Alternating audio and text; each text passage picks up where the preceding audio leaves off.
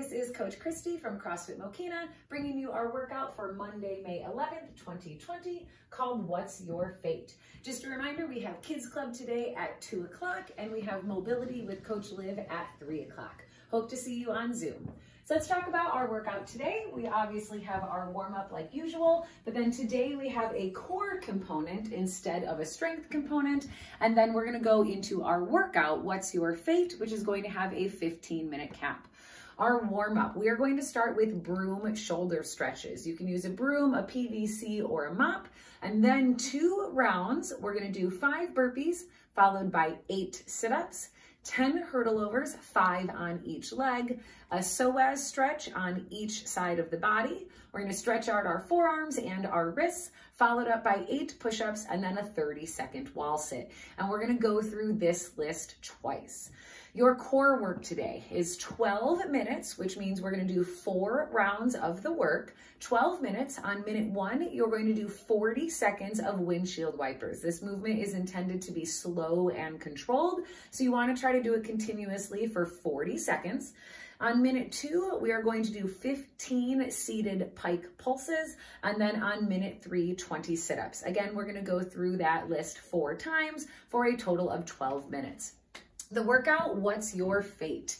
You get to pick your challenge today. You can choose to do 35 wall walks, or tackle 100 handstand push-ups, or 150 regular push-ups. Whichever one you try to complete, every time you need to take a break, you're going to complete 8 goblet squats. So let's say you choose to do handstand push-ups, you're going to ignore the other 2. You'll go up onto the wall, try your handstand push-ups. Every time you come off the wall, you need to complete 8 goblet squats. You have 15 minutes total to get in all of your 100 handstand push-ups. Let's say you finish early. Let's say you finish your 100 handstand push-ups in 11.5 minutes. This is up to you. You can be done and say, hey, I made it. I am awesome. I am epic. If you would like, in the remainder of the 15 minutes, pick one of the other 2 and try to complete as many of those reps as possible till the 15-minute cap. It changes a little bit though. If you do try to tackle a second one of the movements, every time you take a break, this time you'll hold a 15-second air squat. So pick one of them. If you finish with time to spare, it is up to you. Try to get through another, knowing that this time, every time you take a break, it's a 15-second air squat hold. After that 15 minutes, take a second, catch your breath. The post WOD, which earns you a super awesome star next to your name. The post WOD is a 3-minute wall sit. Take breaks when you need to, but you need to accumulate 3 whole minutes of a wall sit. So I'm gonna start by demoing some options for those broom shoulder stretches. My suggestion, I would start with pass-throughs. Hands are going to be wide in my snatch grip. Let's start with 10 pass-throughs. Then we're gonna do 5 around the worlds each way. I'm gonna take my right hand, I'm gonna come around to my tailbone, and then my left hand to the front to my hips. So around to the front, around to the front. And then you wanna reverse it. So let's do 5 around the worlds each way. Another good stretch, put the PVC broom or mop in front of you, one hand on the PVC, and bring your chest to the floor. Hold this for 10 seconds, same thing on the other side, and then do it with both arms. Both hands on the PVC mop or broom, and hold for 10 seconds. Another really good stretch is putting this behind you. I'm going to put my right hand by my head, my left hand by my low back, and I'm gonna pull up to the ceiling. Again, I'm gonna hold that for 10 seconds, and then I'm gonna pull down to the floor, stretching out the tricep on the right arm. Then we'll switch, left hand by our head, right hand by our low back, pull up to the ceiling and hold for 10 seconds, and then pull down to the floor, holding for another 10 seconds. Once you are done with your broom, PVC, or mop shoulder stretches, we're gonna start getting into our cardio component of the warm-up. We're gonna do 2 rounds. It starts with 5 burpees. For those burpees, chest and thighs to the floor, and then we're gonna clap once we get overhead. You can absolutely step down and step back up, and then jump when we get to the top. After those burpees, we're going to come down to the floor for sit-ups. Knees pointing towards the ceiling. You have the assistance of your quads.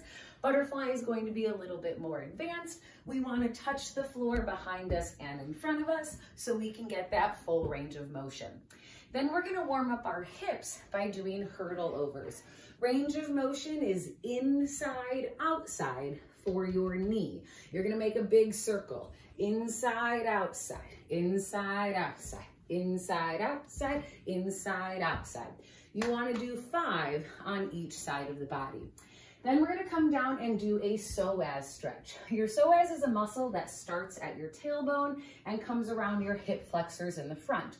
So I'm just going to come down to a lunge on the floor, and I'm going to push my hips down and forward into the floor.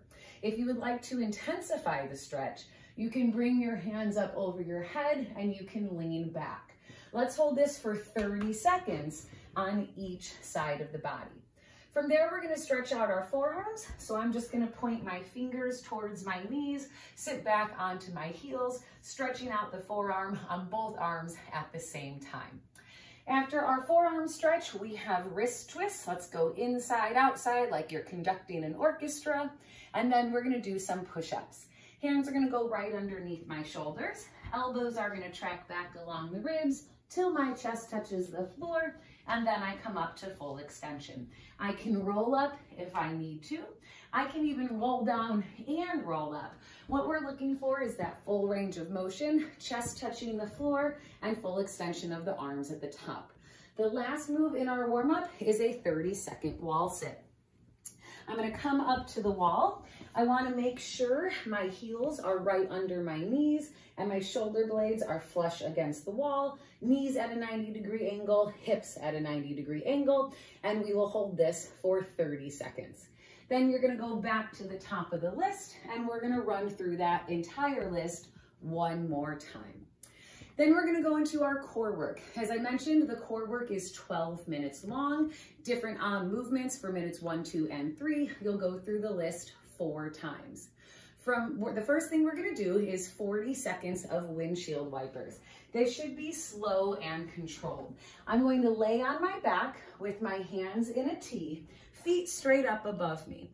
As I rotate side to side, the challenge is to not let your feet touch the floor. So I'm going to come down to the side, hover a little bit above the floor, and then switch to the other side. Now, if you're unable to do that, that's okay. If you need to take a rest at the bottom, catch your breath, and then go back to the other side, that's fine. But the challenge is to not let your feet touch the floor. Slow and controlled. For those 15 seated pike pulses, you're gonna want your hands slightly in front of your hips. So here's my hips. I'm gonna have them slightly in front.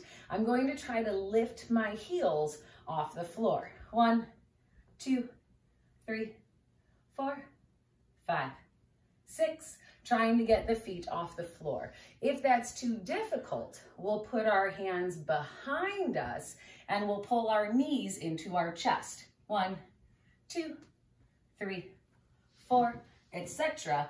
Fighting for 15. On the last minute, we're going to do sit-ups. Again, like we demoed in the warm-up, knees towards the ceiling is an option. Butterfly is another option. We just want to touch the floor behind us and in front of us, completing 20 sit-ups on minute 3. That completes our core work today. Now we're going to go into our workout. Again, you get to choose between wall walks, handstand push-ups, or you can do regular push-ups. Because I'm in my house, I'm going to remove my shoes for these just so I don't scuff up the walls. Personally, I would probably do push-ups if I were in my house because I would not want to do the entire workout without my shoes on. For that wall walk, I'm going to come down to the floor. Each repetition starts and ends with your chest on the floor. So my chest is going to be down on the floor. I'm going to come up into a push-up position, and then I'm going to walk my feet up the wall. Once I get there, touch my nose to the wall, and then guide my feet back down. Again, repetition is completed once my chest touches the floor. If you are uncomfortable going that far upside down, that's okay. Next, I'm going to show you a handstand push-up. I'm going to take our whiteboard off the wall for a moment. I'm going to kick up onto the wall, and when I come down, head touches the floor, press back up to the floor, press back up. Those are our handstand push-ups. For those of you comfortable with handstand push-ups, you can absolutely do kipping, or as we did in the warm-up, we can do 150 push-ups. Hands underneath my shoulders, elbows track back along the ribs, chest touching the floor. So what constitutes a break? For the wall walks, when you come down to the floor, give yourself a good deep breath and go into the next one. But be honest with yourself. If you're laying on the floor for 5-10 seconds, that counts as a break. For the handstand push-ups, as long as you are upside down, you can hold in that handstand. As long as you can, that's fine. As long as you're upside down, it doesn't count as a break. For the push-ups, as long as only the 4 things on the floor are your hands and your feet, you can hold this push-up position as long as you need. It counts as a break when your knees come down, whew, and you shake out those arms. That counts as the break. What happens again when we have a break? You need to do 8 goblet squats. Kettlebell or dumbbell at your chest, feet underneath my shoulders, pushing back to get my weight in my heels, fighting to get down below parallel, full hip extension at the top. So every time you break, 8 goblet squats. Again, it is either 35 wall walks, 100 handstand push-ups, or 150 regular push-ups. If you finish in under 15 minutes, try to start getting reps into another one of those. If you do continue into another one, rather than 8 goblet squats, the next round, you hold an air squat for 15 seconds every time you take a break. So good luck, everyone. I hope to get to see your kids at Kids Club today, and hopefully you can join us for mobility with Coach Liv at 3 o'clock.